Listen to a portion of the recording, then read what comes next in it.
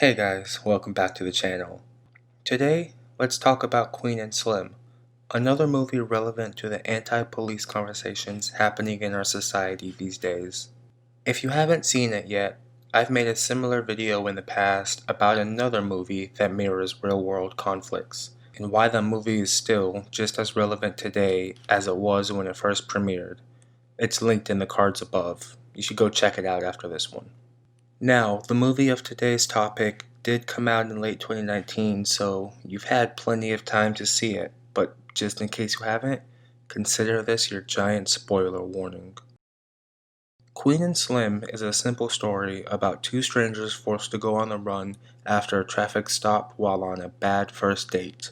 The movie's writer, Lena Waithe, once said in an interview that there's a reason the characters are never named in the movie. It's not about the characters we see on screen. They're just an interpretation about just how quickly a simple task, like going for a run, or shopping, or even a routine traffic stop, can end in disaster when inherent prejudices creep into the minds of those with power. The worst thing that should have happened in this movie was a bad date. But everything derails when they get pulled over by a police officer. In a perfect world, this should have just ended with a ticket at the worst. But we don't live in a perfect world, and neither do our characters. The inciting incident is just a little bit unbelievable, but very much keeps in the vein of police harassment and overreach that is seen throughout this country every single day. But some of that overarching message definitely gets lost in all of the extraneous story elements, however. But aside from those momentary lapses, this movie stood firm in what it had to say about the turbulent relationship between Black Americans and the police that continuously fail to protect and serve us. But social commentary aside, I just really enjoyed the core story of this film. It was engaging and compelling with interesting and complex characters.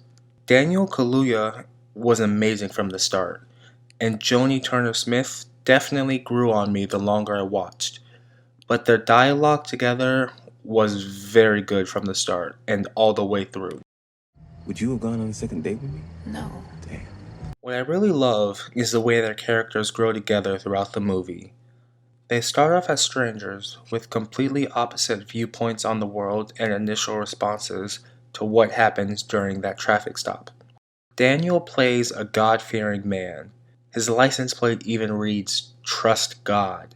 He complies with every command of the officer, and things only escalate once someone else does so first.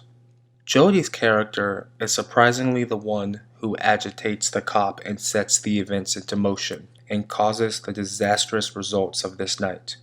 And after the fact, while Daniel's character immediately just wants to go home, it's Jodie's character who further agitates things and pushes them on the run.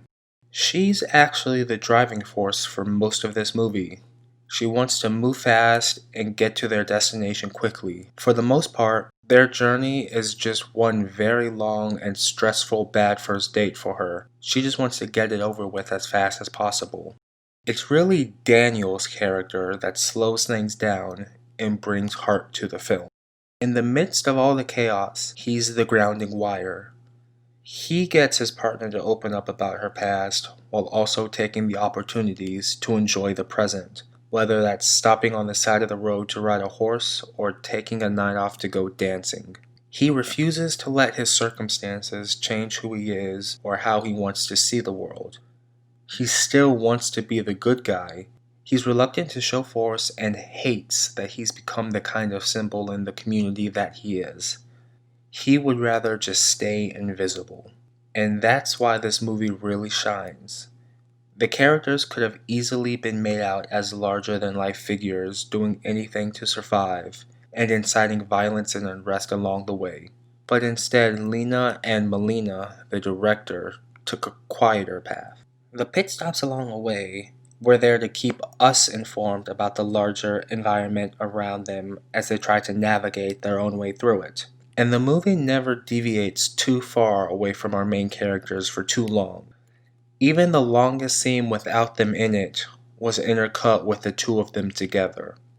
Most of the story is just the two of them learning who each other really are. It's deeply intimate and personal, which is a touch that I really enjoyed. Queen and Slim had a very Bonnie and Clyde feel to it. Even the name is reminiscent. And even though that well known story only ever ends one way, the further our characters got, the more I got my hopes up that they would actually make it through. But even so, that wasn't the journey this movie had us invested in. It was more the emotional and personal journey and growth that mattered for these two, mostly for Jodie's character. Most of her issues and attitudes stemmed from her family. Early on, she's reluctant to speak about them, and she only does so because she's out of options. And we learn more about them as she starts to open up. We start to fully understand the forces that shaped her prickly demeanor towards those who try to get close to her, and why she says and does the things she does. And by the end, she's no longer the same hardened individual we met at the beginning. She's willing to fully open herself up and let someone in. And in that sense, she does complete her journey. I always love a good journey movie, and without all of the that, this is a great one. It's a tale of extreme circumstances bringing two incompatible individuals together while exploring who they really are underneath the facade of everyday life.